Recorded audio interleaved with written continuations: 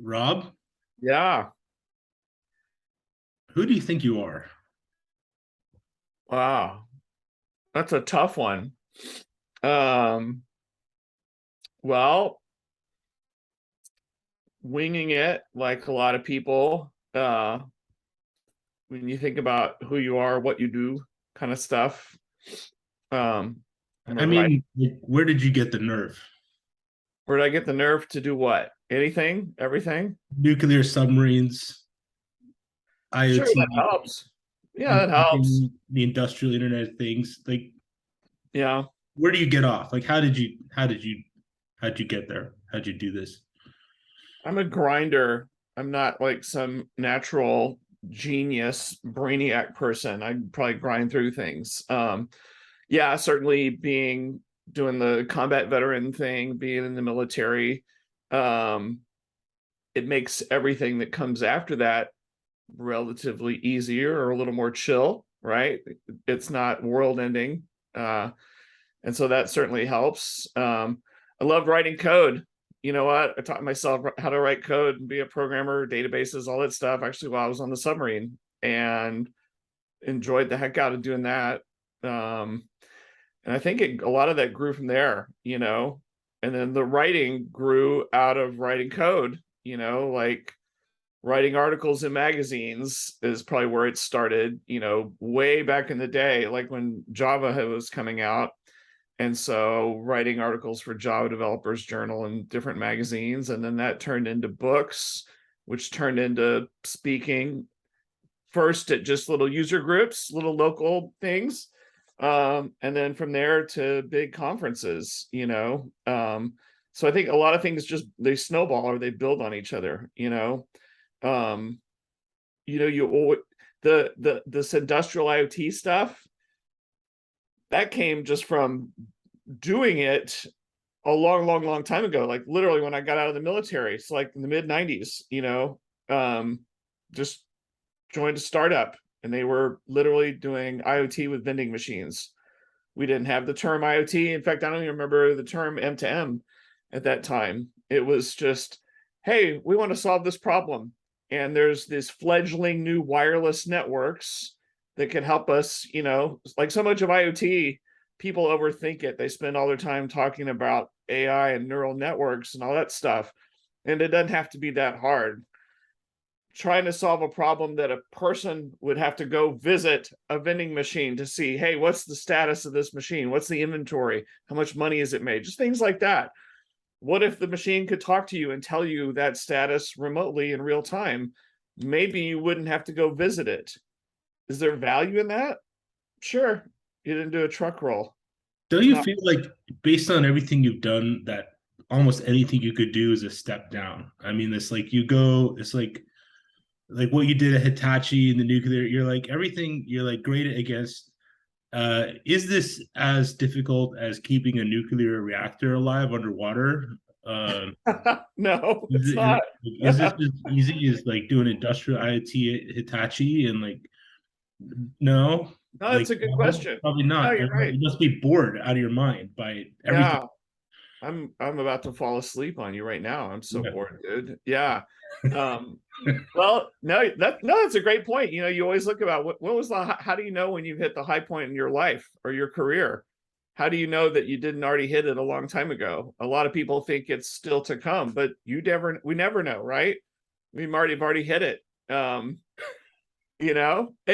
know that's a sad thing to think about, but you just don't know, right? Like think about movie stars you've seen and they were up and coming and they were in some hit movie and they won it all and then they never did a great movie the rest of their lives. I see that actually all the time. And they're thinking, wow, my best stuff is in the rearview mirror.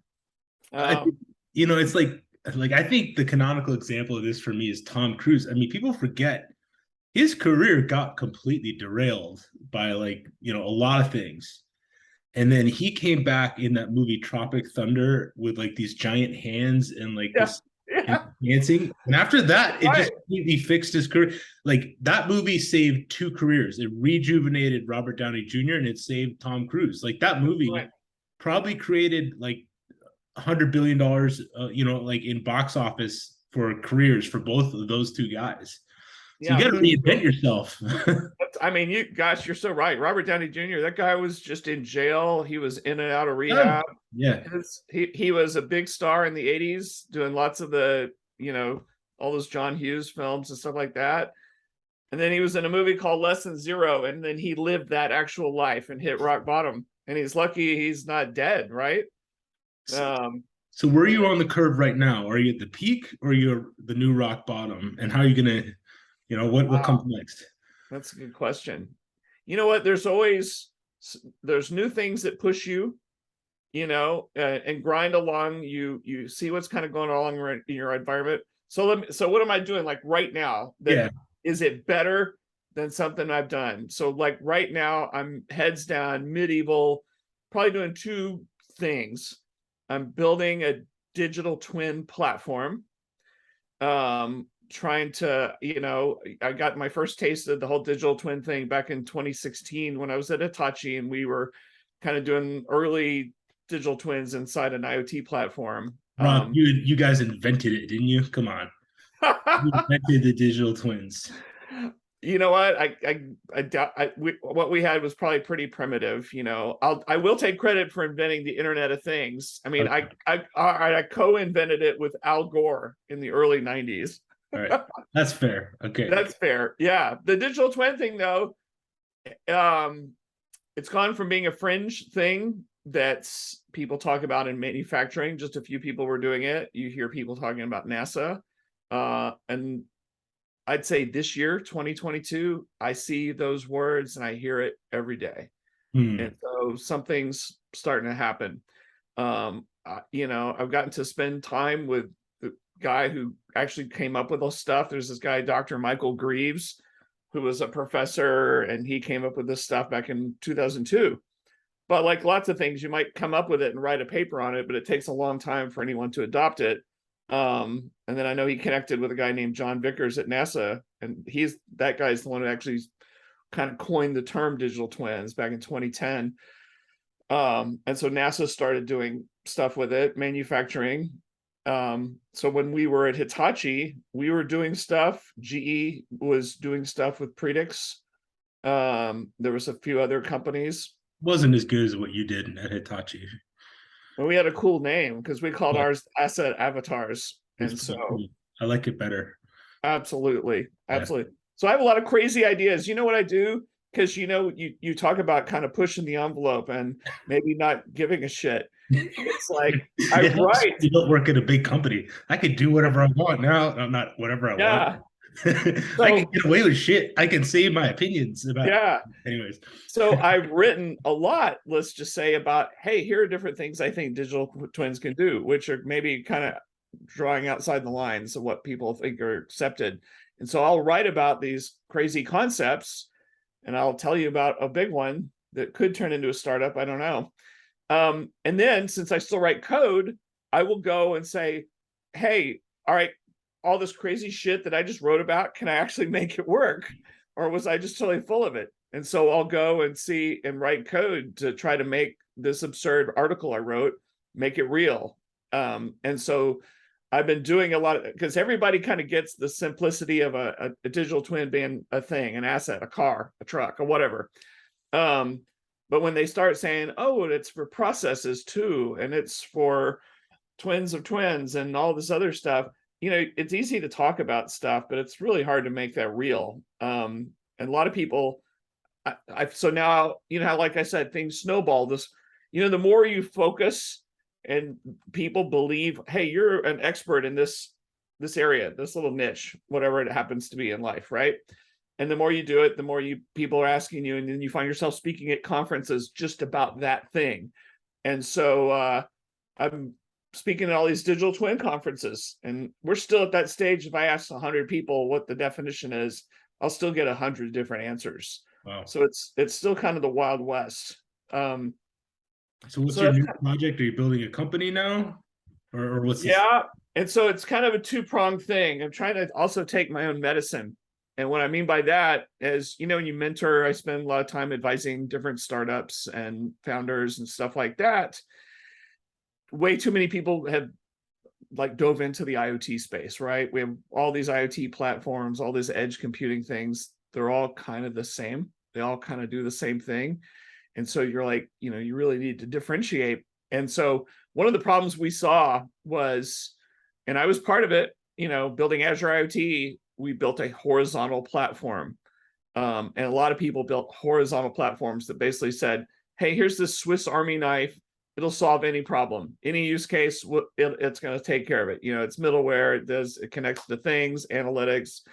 And if you weren't Microsoft or Amazon, where you have unlimited money, where you could just keep pouring stuff down a hole, and it didn't matter, then a lot of the other companies did the exact same thing, and a lot of them went out of business. Most of them went out of business.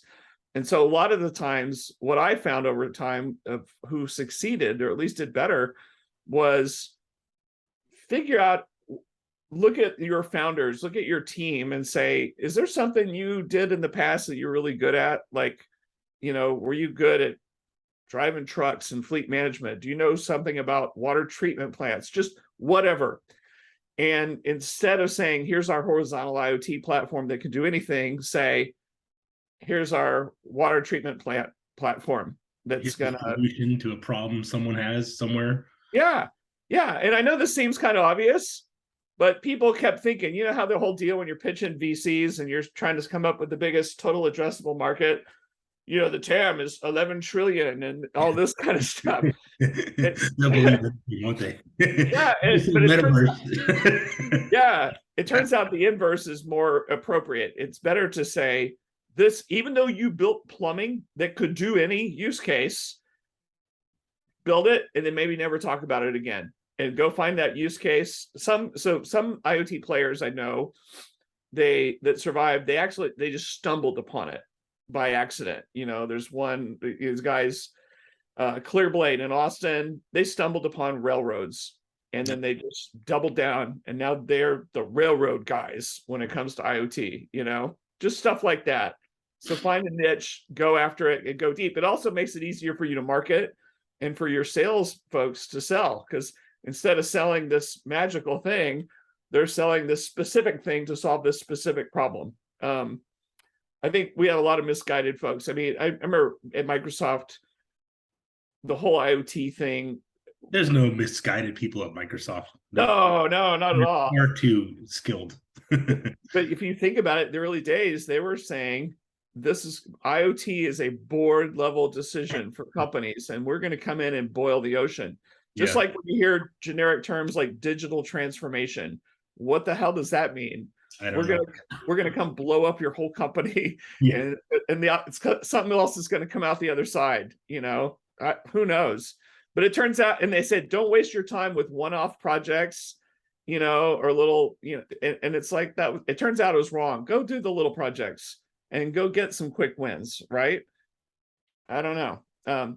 So let me tell you the other thing I'm doing simultaneously to take my own medicine. I'm building this digital twin platform. Yeah, it's IoT plumbing, but digital twins and a lot of the crazy shit that I think of with twins. But the direction I'm aiming at is around sustainability. And so I've been doing a bunch of that now for about 4 or 5 years, speaking at conferences about how you could apply IoT and some of this tech that we all talk about to sustainable development goals, like those 17 goals that you and I have.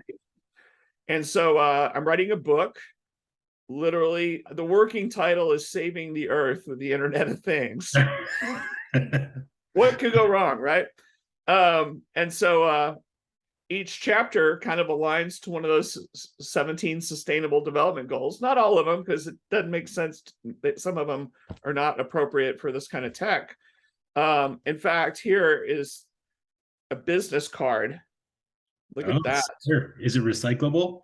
Is it made out of? Yes, it is. It's real paper. Sustainable Logics is the name of the company that I founded.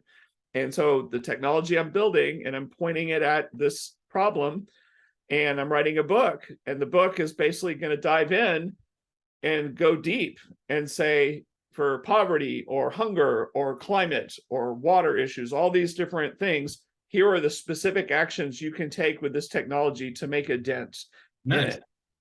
Yeah, I mean, it's not the whole, it doesn't solve the whole thing. It's just part of the thing, right? I mean, it's kind of a all hands on deck deal.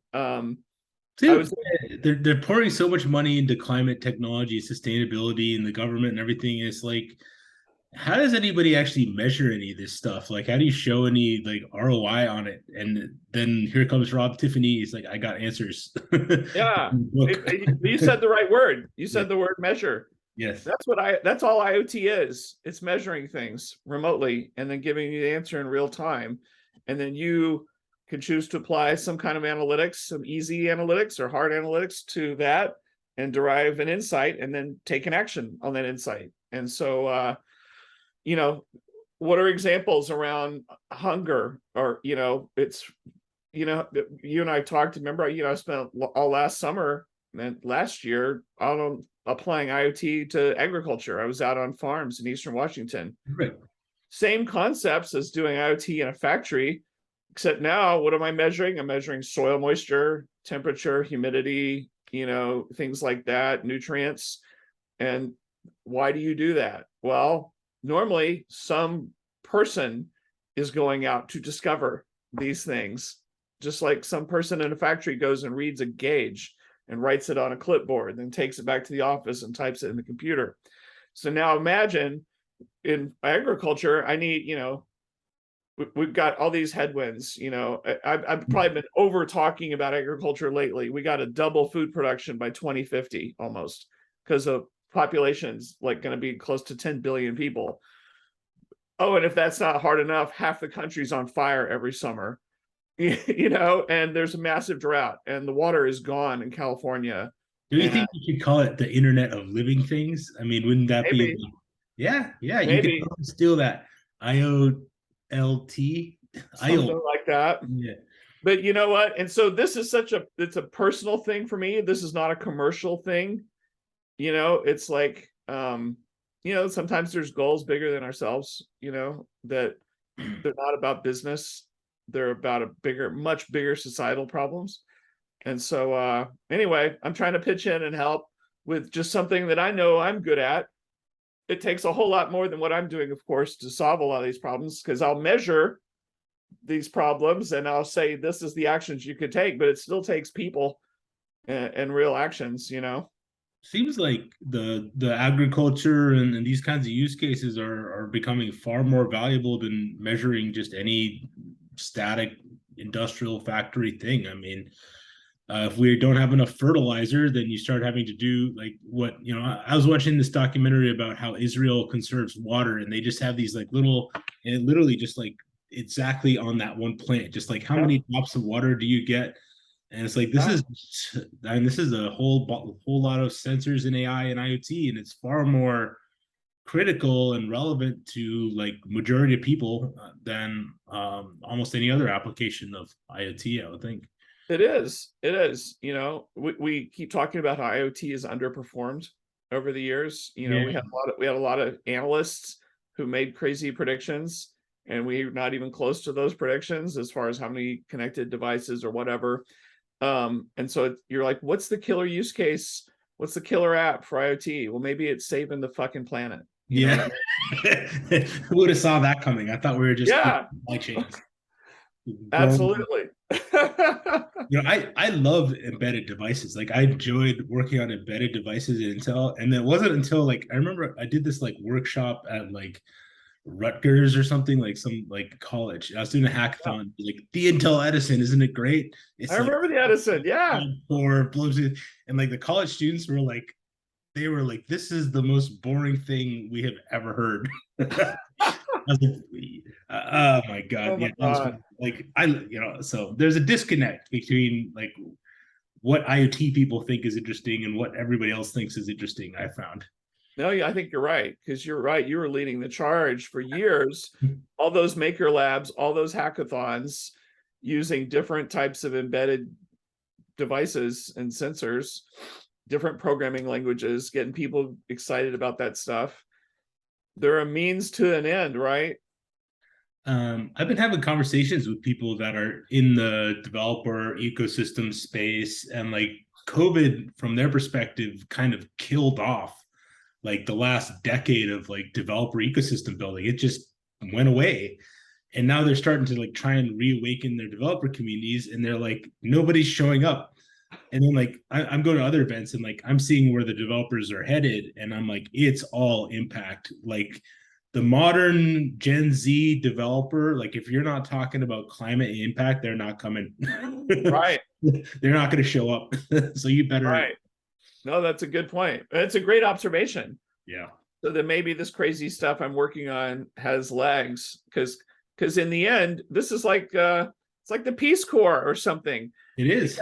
Because I'm going to give you these recipes and I'm going to give you the tech and tell you how to do it.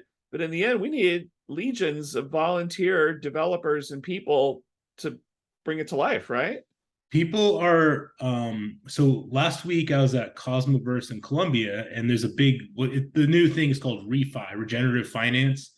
Okay. It's a very broad umbrella term, and a lot of people in refi actually aren't even necessarily like there for the crypto. Like Web3 is a component, but after Cosmoverse Colombia, they've had refi Barachara, where like this whole busload of people went out to this remote Colombian village, and like they got really hands on, like with like some of these problems. So what Wow. you're saying about the Peace Corps, like that actually feels very relevant because refi is spreading to Africa. There's now like a refi Kenya. I organized refi Seattle like a few months ago. I'm gonna organize another one next year. Right. And I feel like the maker movement energy is present in refi and is present in the Cosmos ecosystem. Like this reminds me of the Maker Faire stuff we used to do at Intel. Yeah, those were fun. So when are you going to quit and come join Web3? Like in the metaverse? Like are you on the fence, or just not going to happen, or like doubter, like full on? Well, This is not a thing. I'm not going to say it's not a thing. I mean, I know what it is. I remember, so I was watching videos and seeing there were Web3 conferences actually several years ago before it came into people's consciousness. And it all spun out of Ethereum. Yeah. Web3 was totally invented by what's his name, who started Ethereum, one of the co-founders of Ethereum. He came up with the whole thing, and they started having conferences several years ago before anybody was saying Web3. And Web3 was not about a lot of things that people are saying it's about today. It was, well, in parallel, it was that, the whole decentralized thing. Part of it was just, hey, let's have the decentralized web, which the web is already decentralized. But no doubt there was this power to the people movement.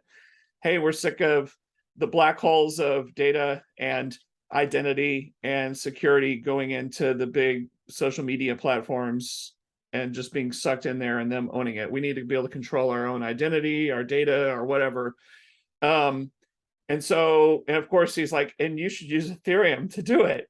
If you go way back and watch the videos from these early Web3 conferences, and you sit back and you go, you know what, this is pretty self-serving. You're inventing a whole new trend to use the thing you invented. And so you can be kind of jaded and go, this is bullshit, dude. You're just trying to find a way to make money. And also at the same time, in parallel, as far as that whole managing your identity and data decentralized way, instead of all these databases that we use right now, the W3C has been working on that stuff, and actually just released some things just recently to let you do that. And it didn't require, some kind of blockchain or anything like that to do it. And then somehow Web3 people started saying it's somehow part of the metaverse. It was unrelated to the metaverse. If you watch all the original Web3 things, they never said the words, actually. The metaverse is something that's been around a lot longer than Web3 as a concept. And the metaverse didn't require blockchain or any of that stuff. It's something totally different. But I noticed that lots of people are just diving in and mashing a bunch of shit together and saying, yeah, this is all Web3, or this is you know what I mean? It's And all combining together. you're a part of that. I love it. You're one of those masher together people that's saying, yeah, this is somehow now part of that. It may be, I don't know. I went to Gamescom, and I think I saw one VR headset project. Like there's a couple.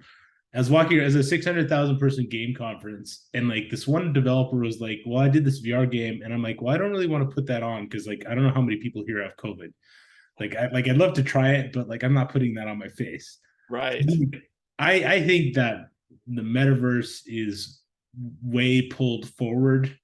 I was like maybe 10 years from now, like we could Yeah. talk metaverse. Not right now. Um, Yeah. I but think it's a clever ploy to take stuff that we're already been working on for a long time, VR, AR, a lot of stuff like that, and games and different types of virtual worlds that have been created over the years, and try to put a booster rocket on that. And I'm looking at you, Mark Zuckerberg, because as you saw Facebook start to collapse because of all the stuff that keeps getting you in trouble on a weekly basis, this whole flipping the switch to Meta and hey, we're going to invest 10 billion a year on building the metaverse, and to stop talking. it was a lot. It was a big. They're spending a lot on that. Oh yeah, yeah. No, but if you listen to him talk, like in interviews, or I even listened to him on Joe Rogan, he has no illusions. He's like, yeah, it's gonna be 10 years. Yeah, it is. It's gonna take a while. And so you've got Oculus, you've got Magic Leap. They just came out with a new version. I don't know what's going on with HoloLens after their dude Kipman got thrown out of the company. I'm not sure what's going on with HoloLens. But all those places, all those that tech was all going after specific use cases in life and business, stuff like that. And then all of a sudden it's like, no, that's not what they're about. They're about the metaverse. We're going to the Matrix, dude. Just change the subject when it's not going well. Works every time. Exactly. We're going to Ready Player One, man. It's going to be awesome. And all of a sudden it's like, oh, okay, we're on board. It was like early this year when mega hype started happening around the metaverse in a big way. And I was so shocked. A bunch of us went to Mobile World Congress in the end of February in Barcelona. And there had just been people here and there talking about the metaverse. And I was so horrified to see Accenture and all these big companies. They had metaverse all over the place in all their booths. And I'm like, come on, you don't even know what you're talking about. I have no idea what Accenture does. Like their primary skill seems to be always showing up wherever. Like I don't get it. It's like they're always the go-to partner. I have no idea what they do. I worked at these companies. I don't know what Accenture does. I'm sure it's great, but they're always there. Well, it's just consulting, right? And it's billable hours. And they saw an opportunity. People are opportunists. They said, hey, let's jump on this metaverse bandwagon. Maybe we can get some consultants billing at $600 an hour for some company, for some idiot CEO who goes, how do I get into the metaverse? I need you to tell me. And of course they're going to say, oh, our consultants are experts at the metaverse. Bullshit. 10 years. Yeah, absolutely. Degrees in metaverse from MIT. Yeah, exactly. That's exactly right. It's crazy. To flip around and answer your question though, I think right now I'm going to worry more about our crumbling real world, and I will leave the virtual world to other folks, and I'll let them carry that torch and be experts at it. I'm going to pass on it, to be honest with you, because I think it's going to take every brain cell and fiber in my body to do this hard thing I'm trying to do for the real world. So that's kind of probably where my head's at. Now, are there events and communities where like applied sustainability and IoT go? Is it like all in the agriculture sector, or is there like no, it's it's scattered and fragmented, as you might imagine. So a couple of weeks ago, I was in Houston at a conference called IoT for oil and gas. And I gave a presentation that says, where I actually came out with the whole roadmap, how to get the oil and gas industry to net zero. Okay. And I had to do a lot of research just to make sure I didn't sound like an idiot, because there was a lot of execs from, Chevron, Exxon, Shell, all those guys, BP, and to talk intelligently about their business, upstream, midstream, downstream, refining, drilling, transportation. How do you send a message? Because I might be wrong, but I feel like the last year or two, I'm getting signals from that industry that they're on board with net zero-ish. Okay. I don't know if it's real or marketing, or they just virtue signaling or whatever. And so I'm like, all right, I'm not going to go up there and tell everybody to buy a Tesla because I'll get shot in the head. I'm not going to go tell them to stop drilling for oil or natural gas.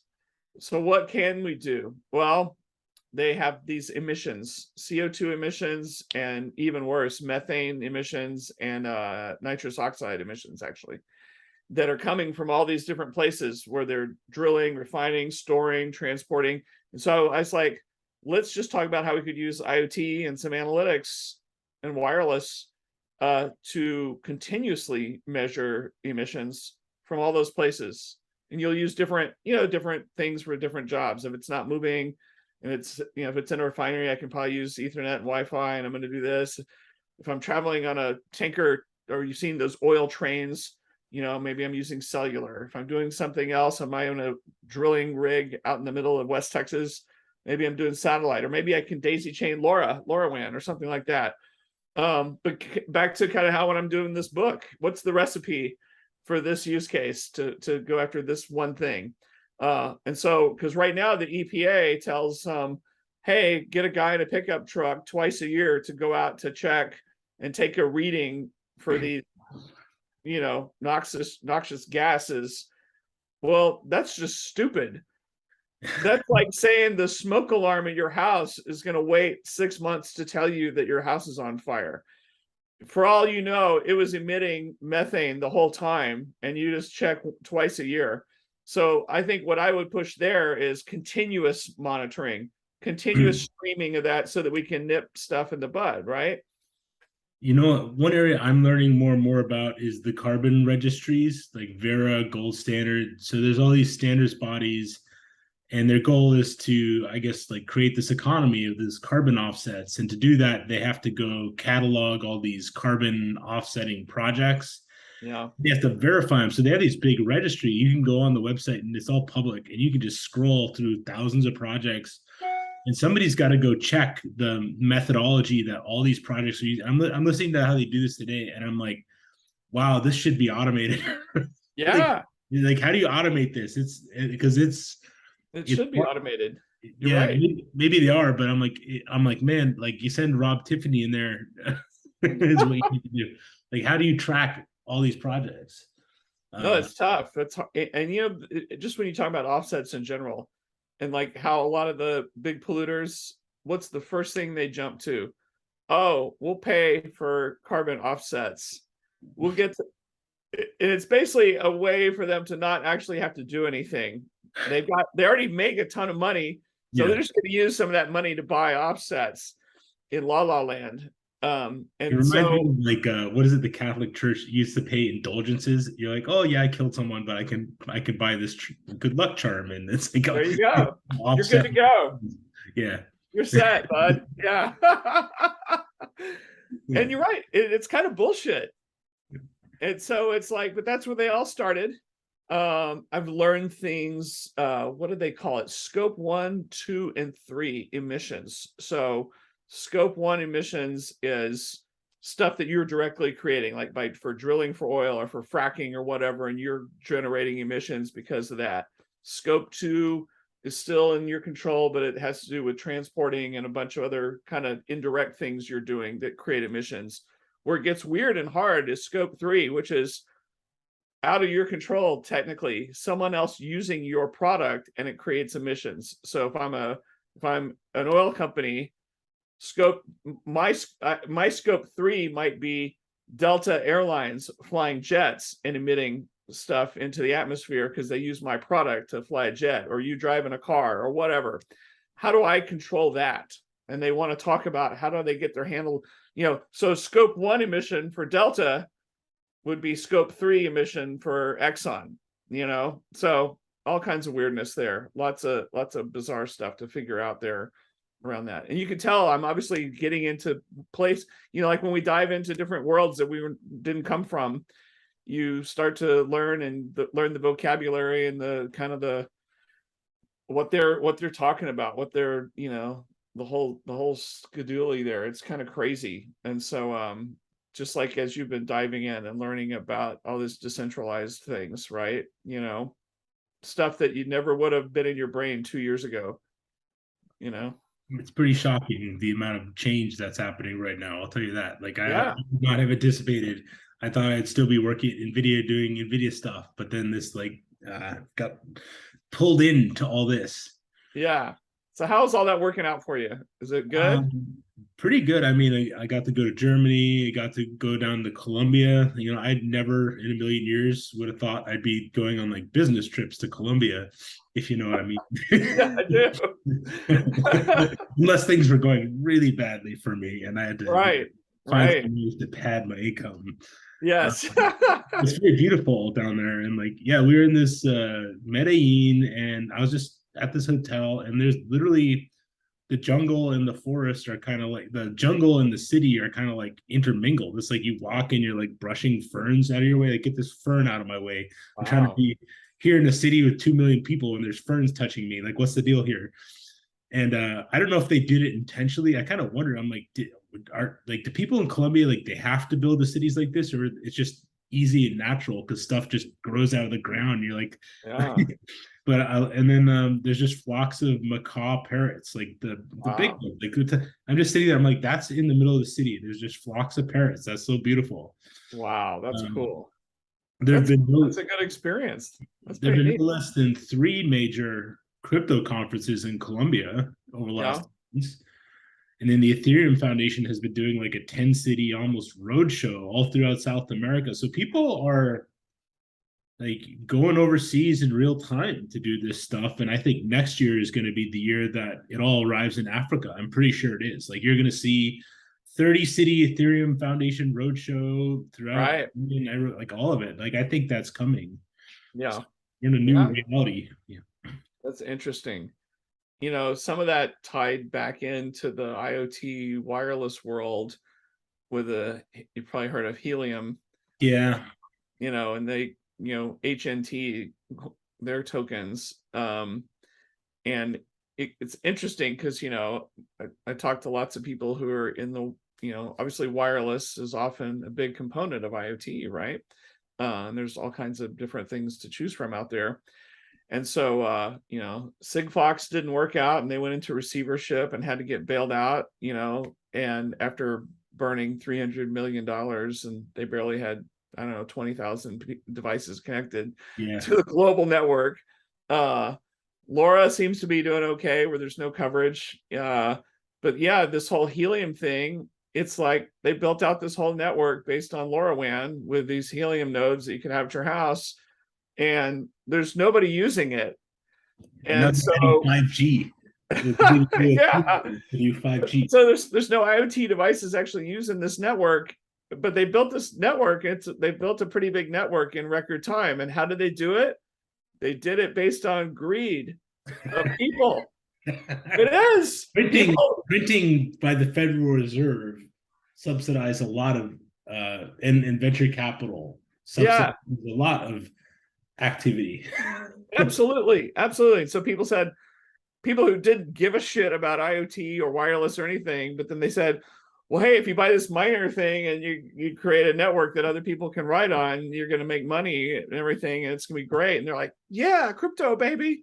And so you had all these people dive in, and now they've got all these helium, nodes. 7. I have Yeah, 7.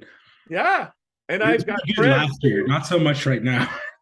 well, we've talked a lot about this supply chain problem is real. Your ability to find things is tough. There you go. Here's a new one. So this one's from the Cosmos ecosystem. They're called Althea Networks. Okay. So they're like they've got some people building these out in Africa, and I don't know if they've launched their chain yet. But I talked to the founder. She's out of Portland. Their name is Deborah. Yeah. So they're working on doing these. Like, I think the way it works is like if I'm in a rural area or I've got a satellite connection, then I can share my internet with the people around me, and Yeah. they're kind of they've been targeting things like Native American reservations where Okay. the internet's super bad. I haven't tested or tried it out myself, but yeah, these kinds of projects I find super fascinating. They Uh, are. yeah, I don't know how many of these work, but like I just it's interesting to watch how it proceeds. Oh yeah. You're filling these gaps that, again, like all the time I spent doing agriculture IoT, I got lucky. at different places that I had cellular coverage.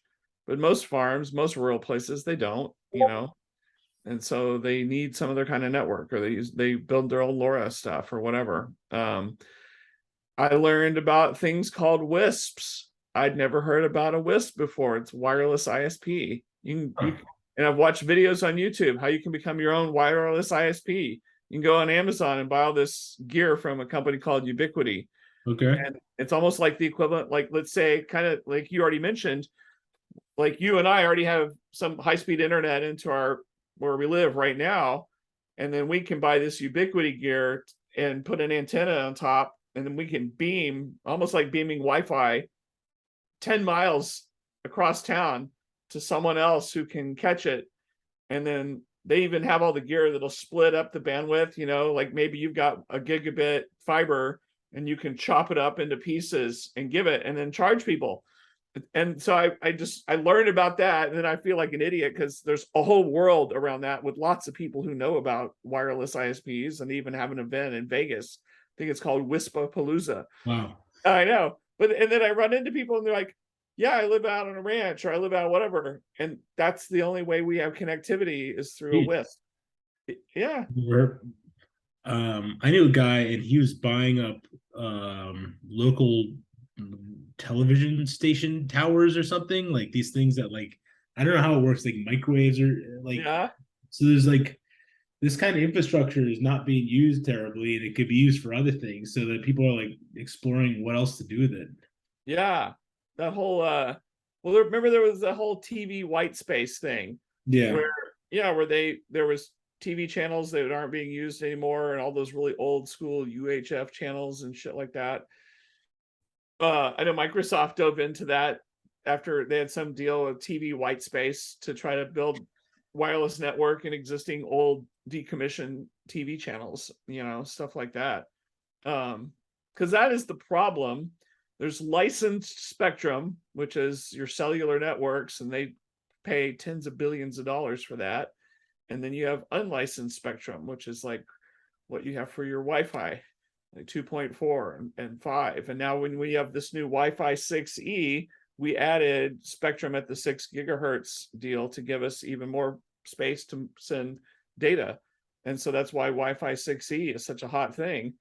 And LoRa uses unlicensed spectrum. As long as you play by the rules, I can send little tiny chirps maybe 100 times a day, and it's just maybe 50 bytes or something like that, And so it's interesting. People try to, I don't want to say they're getting around the rules or whatever, but they're like, no one wants to wait, or pay for expensive cellular a lot of times to get data. They want to find a way to do it without that, and I totally understand, economics dominates this whole thing.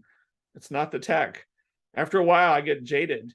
After a while, being so, just like you, we're just living in the tech and living all these embedded devices and all that stuff. And then after a while, it's like, man. I'm gonna need a break from this because I did that for so long, and like everything you're talking about with like the spectrum, I was like, man, I spent so much time doing nothing but that, and now I'm like, oh man. Yeah. That's Yeah. not something I do anymore. I have to like do something different for a little while.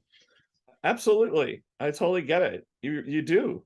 And then you realize what's holding IoT back from succeeding in a giant way like we thought it would. Well, all those hackathons you did, all these POCs that we did, where we did trials of this, deploying it, and everybody's like, this is great. And then when it came time to try to deploy at giant scale, the problem wasn't the hyperscale cloud or the IoT platforms. Those guys were fine. The hard part was it cost so much money. Each one of your devices and cellular module, if it's using cellular, and associated sensors, deploying all that stuff with batteries, especially if it's outside, we're talking a lot of money. It's like blunt force trauma for a customer. When like the farmers, when I was going to use cellular Wi-Fi, cellular powered devices, they have a bunch of sensors, they have batteries that last for months and everything. And we could have been talking $150 or $200 per device to do this. And even if I only deployed one per acre, and they said, okay, we want to deploy to 10,000 acres. Can you imagine telling the customer, I need you to fork over $200 times 10,000 to get started. We're They're like, watching a lot of videos by this guy Peter Zeihan, and he talks a lot about how like investing in like the infrastructure like this is so expensive, and yet we're actually in an environment where we just crossed a demographic tipping point. So like all the boomers are retiring, and they're literally just taking advanced skills out of the market. Like, if you look at people who's got embedded skills, yeah, like not a lot of 20-year-olds or 25-year-olds. It's like people like like worked in Intel, worked in yeah, Texas Instruments, and those people are gone. right. And like all that equipment out there, like there's fewer and fewer people that are technically capable of maintaining it. And then even still, like we're running out of people to actually go like install this stuff, like Yeah, at the price points that like people would want. So like the IoT thesis is, kind of challenging it right is now. challenging. Maybe it's kind of broken Yeah. because you're right. After I figured out the cost of this device, oh, and then there's if I'm using cellular, I'm paying something per month per device. That adds up. And then what you just said, someone has to go deploy and set up that device and get that thing going. And that's one thing to do if you're running around a factory. But if you're running around 10,000 acre farm or ranch in your pickup truck and cowboy boots, that's a different game altogether. And then guess what? Those things are going to fail. They're out there in the weather, right? Yeah. And the batteries are going to have to be replaced. Devices are going to fail. And so you need some kind of group of people, some different kind of system integrator, boots on the ground kind of thing to keep that whole machine going, to keep them alive. Just like, the early days, when we were all figuring out how to do cloud computing, building Azure, or, when, Google's building their giant infrastructure for search. And when Facebook built their infrastructure to support billions of users, they figured out really quickly, I can't rely on expensive hardware to keep my 5 nines of reliability. I need to switch to as cheap a hardware as possible and use software to keep the whole thing alive. And I need to assume things are failing every day and it doesn't matter. And that's how this thing in IoT is going to have to be. You're going to have to assume failure is happening all the time, because statistically at giant deployments, yeah, you're going to see failures every day, right?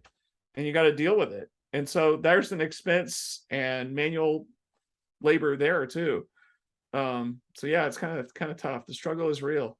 We're going over like a series of brinks right now. We're just at like such a tipping point where it's like you watch what the CEO of Google and Meta are doing, and they're kind of like, I feel like they're just sort of breaking it to their workforce just like a little bit at a time. They're like, yeah, there's less cookies in the thing now, and actually you might have to work 6.5 hours a day, and some of you aren't gonna make it.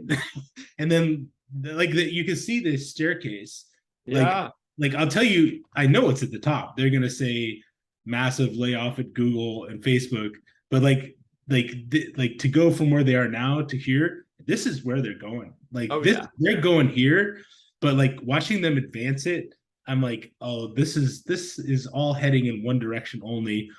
And I'm like, I recorded a video the other day where I'm like, man, like these big tech companies, like they feel and they starting to act a lot like IBM did, like 5 years ago, 10 Yeah. years ago. I'm like, we got a little HP and IBMification of these companies, and they're going to be a little smaller. And what's going to happen Right. to all these engineers? Like Facebook Right. grew 30% last year. That's ridiculous. Oh, So that's such a good point, because you're right. I remember a few months ago, the CEO of Google, he was like, we're going to need our employees to be more productive. They need to be slightly, 20% more productive. And everybody's like, what are you talking about? Are people just we're blowing good. up, We're the having best. they're just having a party up there, not really doing anything? Yeah. It's like Google makes all these things that don't make any money. Search advertising, that's the business. Everything else is just some little thing. It's like a tiny Yeah. nothing compared to it's an advertising company. Same with Facebook. It's advertising, and Facebook's dying. because they've got burned so many times now by all these scandals and stuff like that. And so people are like, oh, I don't know. And I love like the attitude. They're like, who hired all these people? Like, how did all these people get here? Like, Yeah. who did? And they're like Who, looking around. They're who like, did that? who hired Who, these people? yeah. Like. Who is that guy who did that? Yeah, exactly. It's kind of funny that way, isn't it? It's funny if you go back in time, because I'm old as dirt. When you talk about, you were mentioning IBM. I remember the biggest layoff in American history happened in the early 90s, and it was IBM. And there's a relationship with Microsoft in this too, because a lot of people started to think over time, well, Microsoft just became the evil empire that we used to think IBM was way back when. But all the stories about the computer PC revolution and stuff like that, and so Microsoft making DOS so that IBM could have a PC to compete with the Mac, and all that, and Apple II and all that kind of stuff. And then, anybody, obviously I spent most of my career at Microsoft, but one of the things when Bill Gates was still running the show, he always did this Think Week. He'd go over to his place over on Hood Canal for a week and read all these papers and everything and think deeply about where should the company go and come out of there, and some major shift could happen. The first ever Think Week happened back then, and it was a decision: should we break up with IBM? We've been riding this rocket ship with IBM. Can our little tiny company in Redmond break away and make it on our own? And so he came back from that and said, yeah, we're done with IBM. We're divorcing. And everybody thought, oh, you're going to die because the only reason you made money was because of IBM. And what actually happened? Microsoft, just Windows launched like a rocket ship back then, and IBM laid off 250,000 people in the biggest layoffs in American history as IBM just collapsed. I feel like we're just about in that window where a lot of people, self included, are making calls like that. And I'm like, stick with the silicon industry and hang out here after Moore's Law is dead and persist with the IoT edge computing thing and AI thing, or completely switch to this completely new market. And, when I did that, I'm like, that was not obvious that was a good idea. Sure. 6 months later, I'm like, every day I wake up and I'm like, have I made a tremendous mistake? I think I'm good. Right. But you're right. You took a huge risk and you dove into the great unknown. Yeah. And you went for it. And you're right. You don't know what the future holds. I think sustainability is a damn good bet. Like, if you don't want to do Web3, but sustainability and climate and energy, that's not bad. Yeah. It's going. I don't even know if I'll be able to put food on the table for that stuff or not. I hope I will. But like, the bigger purpose doesn't have anything to do with economics, even though at some point I guess you still need to make money to be alive, right? I think it will be like internet, because people are going to demand that impact and climate and sustainability are built into absolutely everything. So it's like, yeah, I don't know how I'm going to make money doing climate stuff, but like dedicated climate stuff, like, you're not going to get paid for doing that. You'll get paid to do like edge computing and AI and demand that there's a climate angle to it. Like, it'll be like a necessary part of like everything we do. So I think in that way, it'll just be like, hopefully, ideally, just spread across, and like that's how you make a living, is like people will demand that it be there. Yeah. So, and like those skill sets are sophisticated. Like, this is not trivial stuff either. You see a lot of companies now talking about meeting ESG commitments. I don't know if you've heard that term. I see it all over the place. And so companies that didn't care about a lot of that stuff, all of a sudden they're like, oh, okay, we better care about this. In fact, we now have a vice president of ESG or whatever, or sustainability. And we've made these commitments and we're going to meet these goals. But they don't know how they're going to meet those goals, right? And so that's the place to make a living, is like, I'll show you, Rob Tiffany. Yeah. And so that's what I'm trying to do, is exactly through the book and the tech. Here's the book, here's the tech, here's how you go do it, here's the recipe for this thing you need to cook up in the kitchen, and go for it. But it When I think about, and I did this in that presentation in Houston, um, instead of just talking about the tech or whatever, I talked somewhere else. I don't know if you or your audience knows this guy. He's a management guru from the 20th century named Peter Drucker. There's Yeah. actually a Drucker Institute. But he's that guy who's like, what gets measured gets managed and improved. If you Hmm. don't measure it, you can't manage it, or you can't improve it. I start right with that.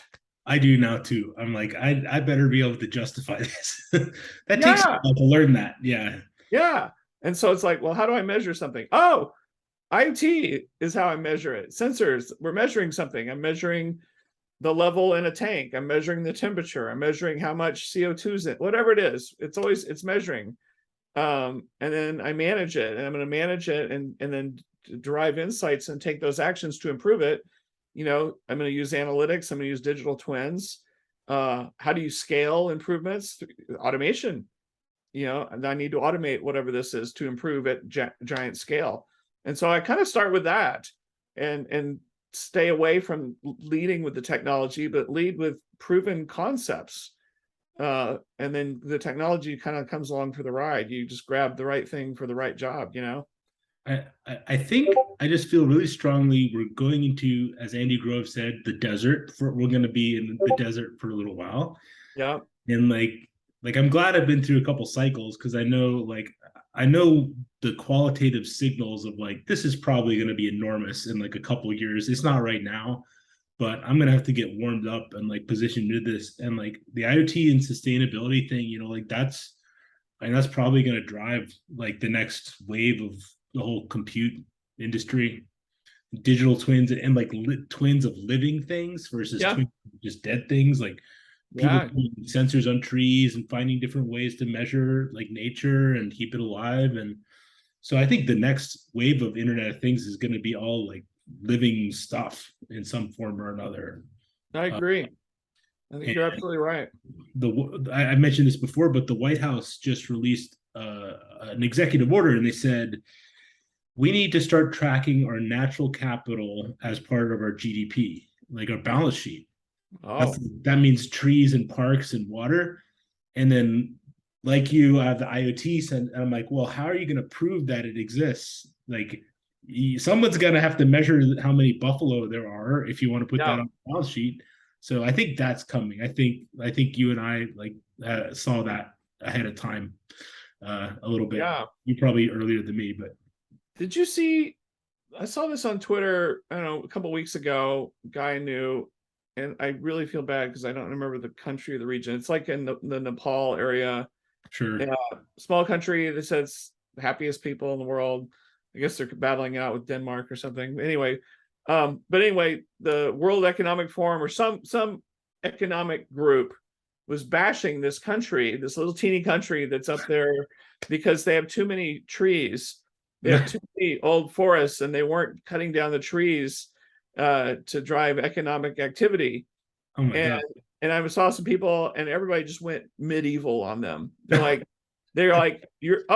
you know what? You're right. We should just destroy these forests to make more furniture for IKEA, as one of the quotes I saw. And it's like, these people apparently are some of the happiest people in the world. And I'm like, Just add economists to fix it. Yeah. yeah. And it's like, and they're like, you You need to bring that down. They're too yeah, happy. exactly. You need to derive value by chopping these to make products to sell for industry. And I'm like, no, the forest is the value. Having the forest is the value. So, like on this point, I have seen that in real time. At least, I mean, this year or like this year in particular, it feels like all these so-called emerging markets or whatever. Like I don't know what the term is now, but it's like less developed nations or something, like all of the downsides of like, oh, you don't have paved streets and like all this stuff, and like uh, all those downsides have flipped suddenly into massive upsides. It's like now they're super attractive for remote work. It's like, hey, Yeah. I'm leaving America and I'm going to Colombia, and everything's gonna be cheap, and I'm gonna be so happy because I walk down the street and it's green. Like I love it That's here pretty because it's cool. green.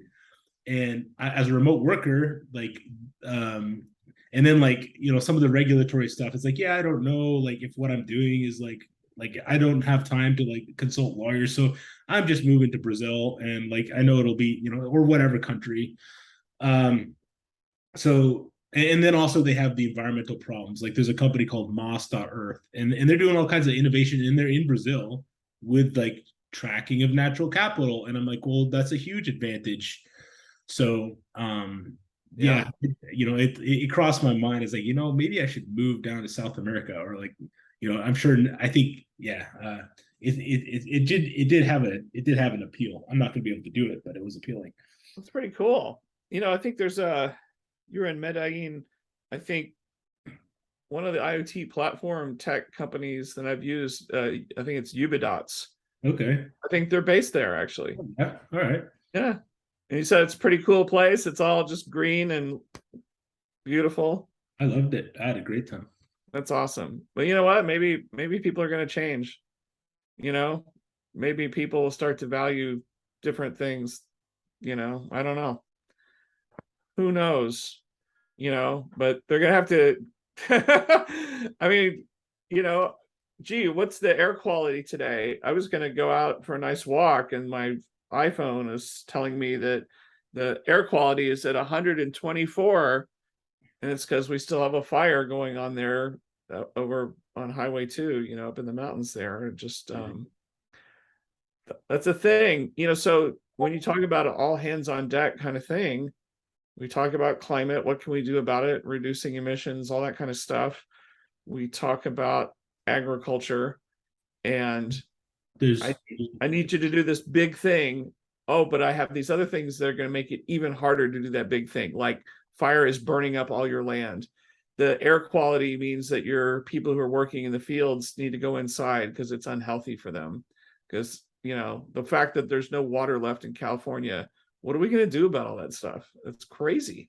there's fewer workers than ever, and the next generation, like the Gen Z, is small. It's pretty small, and they're gonna demand, like, they're not gonna work for companies that aren't like leading with this stuff, and they're not gonna, like, they're just gonna care a whole lot about these topics. I seen like early previews of it, so I'm like, Yeah. maybe that is how we get to some new behavior. Yeah. I think you're right. But yeah, politicians, people have been kicking the can down the road now for decades about this stuff, and now it's here. I don't know if it's human nature, if you have to wait till your own house is on fire before you finally take action, even though someone's been warning you about it for decades. I don't know. A whole lot of people have been screaming about this stuff for a long time, and they've been ignored mostly. It's too bad. And now here it is on our doorstep. Well, Ooh, we'll have to be uh, quite engaged in this topic yes. in the coming months and years. Yes. And I think we know what the new trend is, unfortunately. Uh, Yeah. and I think a lot of people are going to find themselves impacted by, career shifts in this direction, whether or not they anticipated it. And Yeah. the No, way you're it so, has so right. And I guess to tie it back into your first question of the interview here, is what was the best thing I'm doing in my life and my career? Was that a long time ago on a submarine, or is it in the future? And I think we answered the question. Working to save our asses and save this planet is going to be the most important work of my life. You know, Well, thank you, Rob, for joining us. Great The perfect place. stuff. All Thanks for right. having me. See you.